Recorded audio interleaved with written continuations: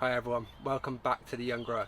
So in this video we're going to be planting out our heirloom tomatoes in the quad grow self-watering system from Greenhouse Sensation.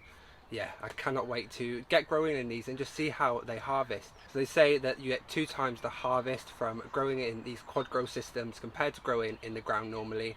Yeah, so I cannot wait to see how they get on. So we have some of the same varieties down in the no dig greenhouse so we can compare them and just see how they yield differently. Yeah, it's going to be a lot easier anyway with the self-watering system. We're topping it up in the reservoir instead of having to come in here and water every day. Oh, it's absolutely boiling today. It's meant to be raining. As you can see, it is not raining. It was absolutely tipping it down yesterday, the day before, and the day before. Maybe the day before that as well. I've never saw rain so heavy before. It's been sort of like someone just turned the shower on full and it was just constant. 5-minute rest, get out and do some gardening, run back in the polytunnel. Yeah, so let's get these planted, let's stop rambling, and yeah, let's just get to it and try and make this as quick as possible. I've got some marigolds to plant in here as well. I'm not too sure where I'm going to be planting them yet. So I think the first thing we will do is just quickly go through, tell you all the varieties. So we have Atomic Fusion, and I believe that's from Wild Boar Farms. And then we have Cassidy Folly, I believe that one's called. And then we have a Little Yellow, a Brandywine Apricot. Then we have Ozark Sunset. Then we have a Pineapple Pig.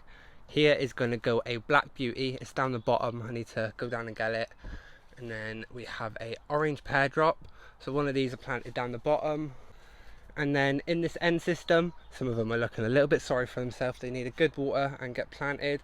So we have Amish Paste, and then we have my favourite tomatoes. So I'm going to do 2 of these. You got Orange Banana and another Orange Banana, and then at the end here we have the Costa Luto. Yeah, so all these ones are my normal ones I grow every year. We've got some of them planted down the bottom. So these are the main ones we're going to compare. Yeah, hopefully we get twice the yield. It'll be absolutely amazing. But either way, it's going to be a lot easier and a lot better growing in these systems, just for watering. So I'm not going to show you me planting every single one of these tomatoes. It's absolutely boiling in here, so I'm going to get one planted, yeah, and then we'll show you the next stage, because we have some mulch caps to go on once we planted them. It's going to be interesting trying to get these over the plant. Didn't think that through. With them being in the 1 litre poly pots, it's going to be a little bit harder to put them through compared to if they was in a small plant pot. So we're going to do this one here first. It's the Brandywine Apricot. Let's have a look what the roots are like. Absolutely beautiful. So all we're going to do to plant these is we're just going to make a hole with our hands, push the compost to one side. We're going to make sure the mat is still coming up.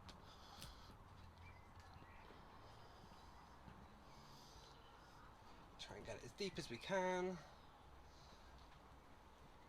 Good push in.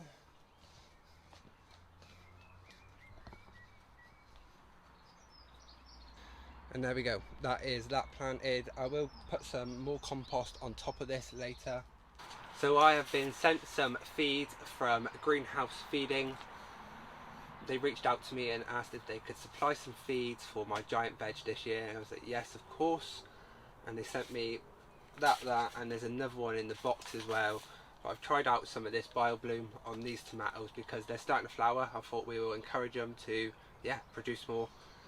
See how we get on. There's no harm in having an experiment, but anything to increase the microbes and the nutrients in the compost is, yeah, worth it. So let's see how we get on with these, and then I may use some of this later on them.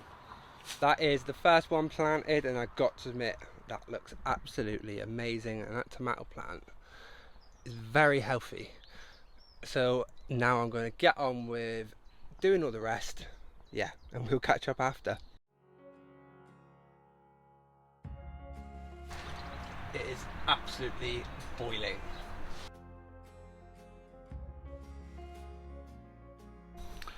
And there we go. That is all the heirloom tomatoes planted in quad grow systems. So at least the sun's disappeared for a moment. It's gone nice and cool, but now I've said it, watch it come back out. And there we go. The sun is back already. So let's quickly get on with this so we can finish up. So now we're going to top up these pots with some natural grower. It's slow release fertilizer. It's absolutely amazing stuff. I've used it down in my no dig greenhouse, so I want to use it in this as well. I haven't got much of normal compost left, so I would rather use this stuff in here and keep the little compost I have for seedlings. So now I'm just going to quickly top up every pot. So that is all the pots topped up. And now we have to put the mulch caps on. Yeah, we've got to slide these over the plant.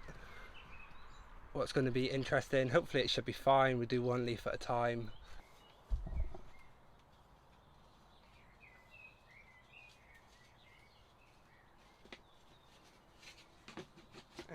That was a lot easier than I thought it was going to be. And there we go. Now let's get the rest of them on.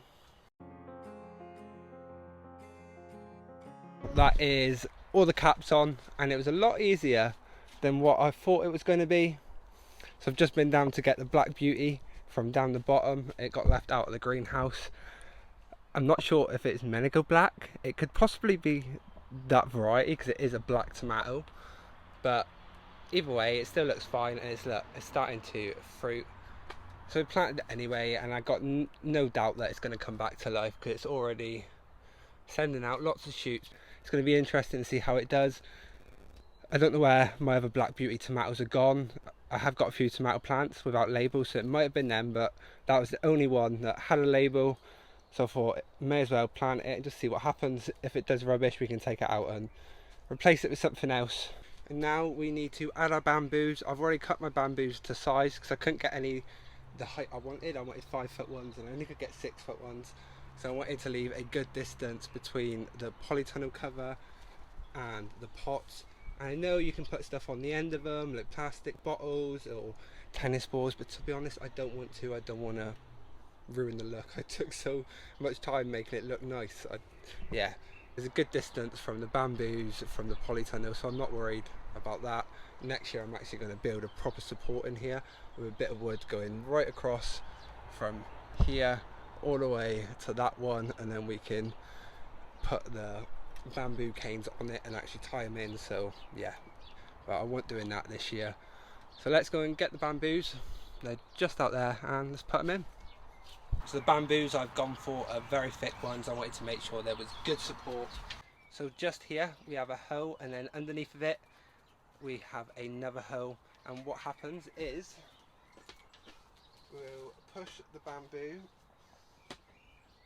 through the first hole,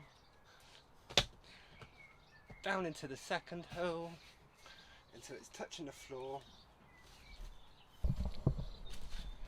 and there we go. There is the first bamboo cane in, and it just looks so good.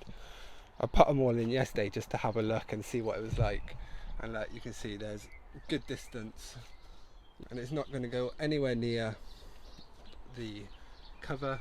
So I'm going to do it all on the outside one. You can do it on the inside, but yeah, I would prefer it to be on the outside just so it's nowhere near the cover. So I'm going to get on with putting the rest in, and just look how beautiful that looks. All the bamboo canes are in, all the heirloom tomatoes are in the polytunnel.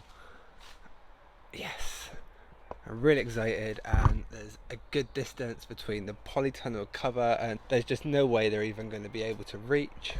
But once they grow, we will clip them to the bamboo canes. Yeah, I did start doing it to this one, and I'm just gonna have a little play around and see what the best way to support.